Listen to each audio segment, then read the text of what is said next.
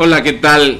Gracias por estar una vez más aquí en Planeta2013.tv. Soy Juan Carlos Murphy. En la producción está Mike y Luisa. Y bueno, hoy tenemos el gusto de tener a Mariana Morales como invitada, actriz y directora. Mariana, gracias por venir a este canal alternativo por internet. Gracias por venir a Planeta 2013. ¿Cómo estás? Muy bien, Murphy. Muchas gracias por invitarme. El gusto es para nosotros. Pues cuéntanos, ¿qué fue lo que te orilló a iniciar esta carrera en este medio tan difícil, de tanta competencia como es la actuación y la dirección? Pues mira, yo toda la vida estudié en escuelas de arte, en Bellas Artes, entonces al principio mi sueño era ser bailarina de clásico y ser bailarina en la primera compañía, ¿no?, nacional de danza.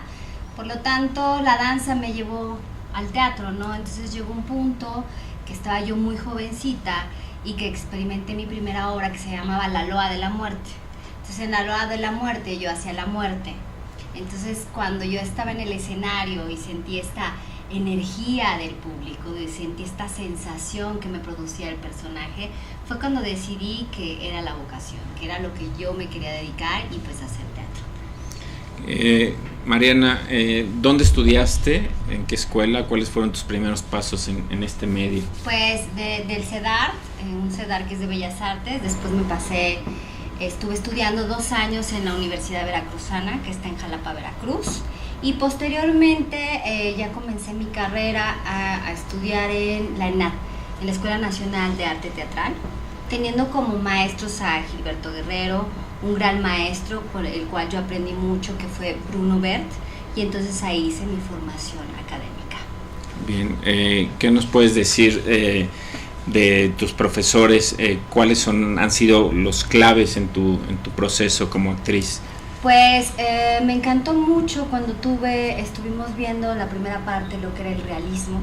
Entonces en el realismo ves las características de los personajes y los vas trabajando a partir de la técnica de Stanislavski, ¿no? Que es la vivencia, el aquí y el ahora, la memoria emotiva. Entonces todo esto viene del contenido emocional para ponerlo en el personaje y entonces hacer realismo o naturalismo, que Chekhov hacía, las obras de Chekhov son realistas o se representan en una forma naturalista. Posteriormente entonces me aboqué a la parte formal. La parte formal es la técnica barbiana. La técnica barbiana es una acumulación o una antropología de muchas técnicas, tanto artes marciales como técnicas de danza, donde entonces Barba hace una síntesis para la técnica con un actor. Esto que es el movimiento extracotidiano, la corporalidad al 100, la dilatación del cuerpo. Entonces empiezas a construir personajes a partir de la forma y no del contenido. Entonces ahí ya vas trabajando, puedes trabajar las farsas, las obras que no son realistas, todo lo vas trabajando a partir del cuerpo. Entonces llega el personaje que lo trabajas a partir del cuerpo y después le metes el contenido dramático como es Stanislavski. Entonces son estas técnicas que a mí como actriz me han servido mucho ya a nivel profesional, porque depende si yo voy a hacer una obra en un teatro, que es una farsa, entonces yo necesito entrar a partir de esta técnica formal, ¿no? Entonces esta técnica formal me permite crear el personaje, estar 2 horas con un personaje que a lo mejor es jorobado y que tiene una voz muy grave, y entonces yo como actriz no me canso y siempre estoy ahí con el personaje y ahí saco la vivencialidad.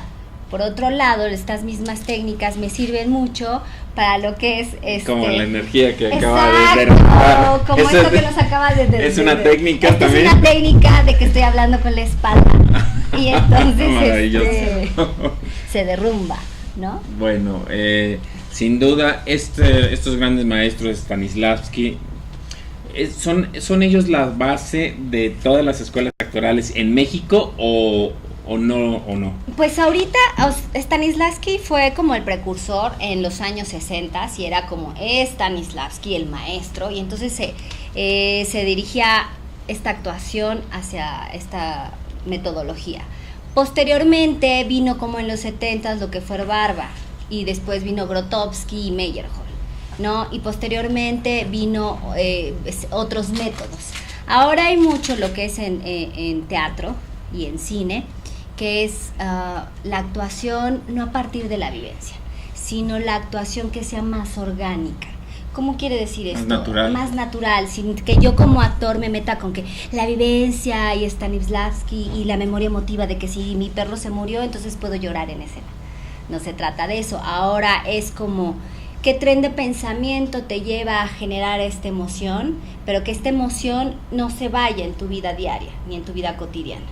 Y que a partir de la significación del texto y cómo se dice la palabra del texto, entonces tú puedes traspasar al espectador, ¿no? Entonces ahora ha cambiado mucho esta técnica. ¿Por qué cambió? Porque se dieron cuenta que el actor, si tenía como mucho la técnica vivencial, se lo llevaba a su casa. Inclusive hay historias de personajes de actores que hicieron un Hamlet.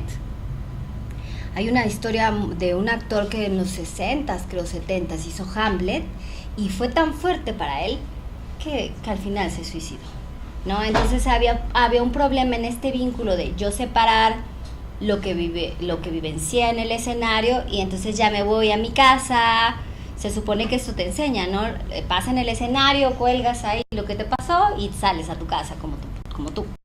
En este caso tengo que mencionarte el caso más reciente, más mencionado a nivel mundial, el actor Robin Williams. ¿Qué consideras que pasó tú como actriz? ¿Cuál es tu percepción acerca de su caso?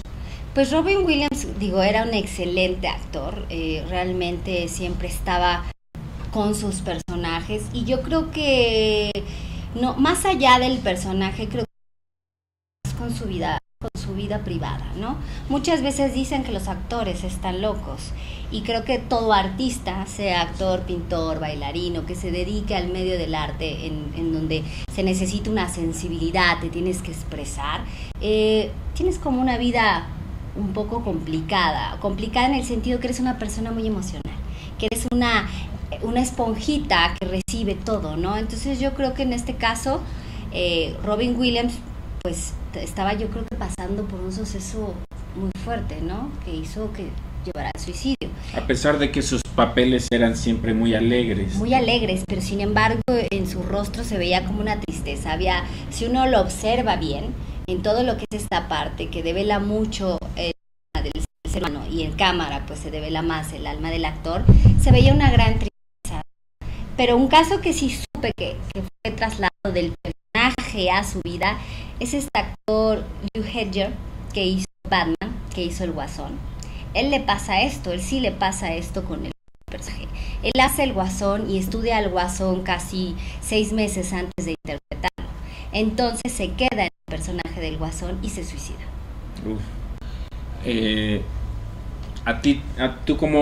¿Tú cómo manejas esa parte? ¿Cómo la trabajas? Pues, ¿O te ha pasado algo muy cercano que digas, esto me conmovió, etcétera? Sí, una vez me pasó que estaba yo haciendo un personaje de un anciano, de un mendigo que vivía en las calles. Entonces al final él hablaba sobre la sociedad, ¿no? Y sobre el futuro que tenemos nosotros o los jóvenes en esta sociedad para que sea una sociedad mejor. Y al final a este anciano lo mataban en su discurso, cuando estaba dando su discurso, otros de por ochos vagabundos. Pero era tan fuerte lo que yo decía al público que sí quedaba como en shock, ¿no? Terminaba la escena, salía del teatro y sí quedaba con esta sensación de, es que si mi mundo pudiera cambiar, si mi país, si este universo, si el planeta, si la sociedad pudiera hacer conciencia, todo sería diferente, ¿no? Y entonces sí quedaba trastocada y entonces me daba mis 10 minutos atrás de bambalinas, respiraba, soltaba y entonces llegaba a camerino, ya me veía al espejo como anciano porque hacía toda una caracterización y decía, ok, ya fue un personaje, ya fue el papel, ahora pues ya, ¿no? Sigue tu vida. Aparte de los grandes maestros de la actuación que ya nos mencionaste, en el caso de actores, actrices, ¿cuáles son tus ídolos, por decir ídolos, o tus mejores guías en ese sentido? Pues mira, me gustan mucho los actores que película a película los vemos cómo se transforman en tanto cómo hablan, la corporalidad, cómo miran, Muchas veces el maquillaje sirve, ¿no? Y la caracterización, pero tú los ves. Hay uno que a la fecha me gustaba, ya no tanto, era Johnny Depp. Me gustaba mucho porque siempre veía en cada personaje otra cosa, ¿no? No era él, era con otra voz, con otra mirada, otra textura que le daba al personaje. En tu caso, ¿cuál ha sido el personaje que más admires, que hayas realizado? ¿Y qué personaje te gustaría hacer que no hayas realizado aún? Híjole, ¿qué personaje me gustaría hacer que no haya realizado aún? Me gustaría hacer como... ¿Qué te podría decir? Hay una obra de Luigi Pirandello que me gusta mucho, que se llama Vestir al desnudo. Ese personaje es de una mujer que tiene unas cuestiones muy fuertes en la sociedad y cómo ella se tiene que vender al hombre para sobrevivir. Ese es un personaje que es de una obra que nunca he hecho, que nunca se ha puesto, de hecho en México es muy difícil conseguir esa obra, pero ese es un personaje que me da muchísimas ganas de hacer. Dentro de tus metas a corto y mediano plazo, ¿cuáles son las más cercanas? Pues mis metas ahorita a corto plazo es hacer cine. He hecho cine anteriormente. ¿Qué has hecho de cine? Pues he hecho mediametrajes. Una vez hice un largometraje para Walt Disney, una secuencia, y me gustó mucho. Yo siempre dije, voy a ser actriz de teatro toda la vida, ¿no? Pero cuando conocí el cine y lo que era esta actuación en cine, de que es corte, quedas con la emoción, el café, lo que sea, o tienen que arreglar luces y después llega al mismo punto, con la misma emoción, con esto es un gran trabajo, entonces yo admiro. Entonces, ahorita corto plazo es hacer cine, seguir haciendo teatro y hacer televisión, series. Me gustan mucho las series, me gustan, en televisión. ¿Y cuál es, Mariana, tu mayor reto como actriz? Pues mi mayor reto como actriz es que me pongan personajes que vayan en todo lo contrario a mí, ¿no? Me gusta mucho tener personajes muy difíciles donde se representa, o sea, yo tengo que caracterizarme, yo tenga que hacer como un trabajo muy interno, e inclusive de voz y de miradas. O sea, si es teatro, pues sea un trabajo corporal y un trabajo con un contenido dramático interesante para el público. Y si es cine, pues que tenga un trabajo dramático y de personaje muy complejo. Me gusta. Hasta ahorita, en lo que va de tu carrera, ¿cuántos años ya son como actriz? Son 11 años como actriz. Exacto, como actriz ya que salí, ¿no? Que me enfrenté al mundo real, porque haciendo teatro llevo como unos 16 años. Bien, hasta ahora, ¿cuál ha sido tu papel más complicado, más difícil, el que más retos te ha significado? El anciano que mencioné hace rato. Okay. Fue un trabajo como de exploración de 3 meses, de irme a ver ancianos, de irme donde estaban los vagabundos, de sentir esta atmósfera de los vagabundos, qué es lo que los había llevado ahí a esta desolación, esta tristeza. Fue un trabajo que hice muchísimo de investigación. Aparte era un anciano hombre, entonces no era una mujer. Entonces trabajé mucho el cuerpo, la voz, todo. Los gestos. Exacto, los gestos. Uf. De hecho, me decían, ¿ay, a poco eras tú? Eras tú, ¿no? Inclusive tuve un personaje que hice en Jalapa, Veracruz, con un gran maestro, Abraham Oceransky. Estuve con él como en un diplomado de varios meses. Y entonces hicimos una obra en donde todas éramos mujeres, el grupo éramos mujeres, y necesitábamos hacer un tipo pachuco, ¿no? De cómo estaba la obra, y yo lo hice. Entonces al final mi pachuco desaparecía y salía yo con otro personaje de mujer, y entonces daba las gracias como mujer, y la gente decía, nos falta un personaje, falta el pachuco, ¿dónde está el pachuco? Y yo, bueno, es que yo soy el pachuco, es que no podríamos creerlo, ¿no? Qué buena onda, pues vamos a una pausa, ¿qué te parece? Okay. No le cambien, seguimos aquí en la entrevista con Murphy.